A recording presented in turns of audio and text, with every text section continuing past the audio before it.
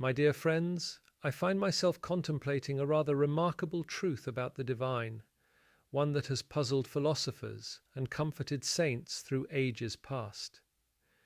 You see, in my own journey from the cold corridors of atheism to the warm hearth of faith, I've discovered something rather extraordinary about God's ways. He delights in doing the unexpected. Consider, if you will, how we modern folk approach our daily existence. We compartmentalize our lives into neat, predictable patterns rather like filing cabinets of mundane expectations. We treat divine providence as something distant and theoretical, much like children who believe magic exists only in storybooks. Yet, just as Lucy discovered Narnia in the most unexpected place, a wardrobe in a spare room, God often reveals his power in the most surprising corners of our ordinary lives. When I wrote The Problem of Pain, I observed that it is precisely in our deepest valleys that God demonstrates his most profound work, rather like a masterful author who introduces a plot twist that transforms the entire narrative. Our Lord specializes in divine surprises that defy human logic. You see, we often mistake God's silence for absence, rather like assuming a painter has abandoned his canvas simply because we cannot see his hand moving the brush.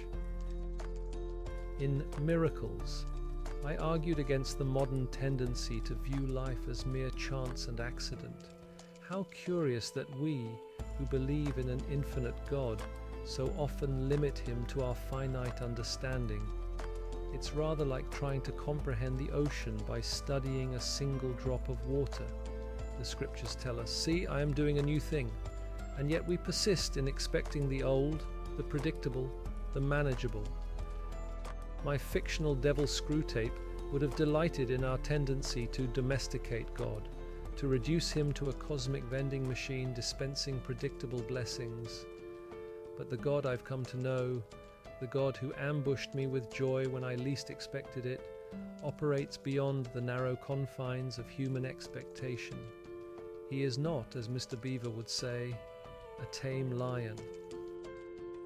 When faced with seemingly insurmountable obstacles, be they illness, financial distress, or broken relationships, we modern Christians often fall into one of two errors. Either we assume God must work through entirely natural means, as if he were bound by his own laws, or we expect him to operate only in the realm of the spectacular. Both views, I'm afraid, miss the mark entirely. The truth, as is often the case, lies in a more nuanced understanding. Think of how Aslan operated in Narnia, sometimes through seemingly natural events, other times through overtly miraculous means, but always in ways that accomplished his purposes while maintaining the freedom and dignity of his creatures. The psalmist understood this when he wrote, "You turned my wailing into dancing." Notice the personal nature of this divine action. It wasn't merely that circumstances changed, it was that God himself engaged in the transformation. Therefore, dear friends, I implore you to approach your present difficulties with this profound truth in mind. The God who holds the universe in his hands delights in surprising his children with unexpected grace. Your current chapter may seem dark, but remember, the best plot twists often come when all seems lost. In my own transformation from atheist to believer, I discovered that God rarely arrives in the ways we expect. He is more often found in the unexpected turns, the surprising solutions, the unanticipated blessings that leave us wondering how we could have ever doubted his care. Let us conclude with this thought. Your current trials are not the end of your story. They are merely the setup for God's unexpected intervention. For as I learned in my own journey, and as countless believers through the ages have discovered, our God specializes in surprising endings. He is, after all, the author of hope, the creator of possibilities, and the master of divine surprises.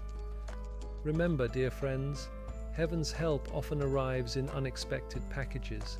Keep your hope alive, for the God who transformed my intellectual resistance into joyful belief who turned water into wine and who raised Christ from the dead, is still in the business of doing the unexpected.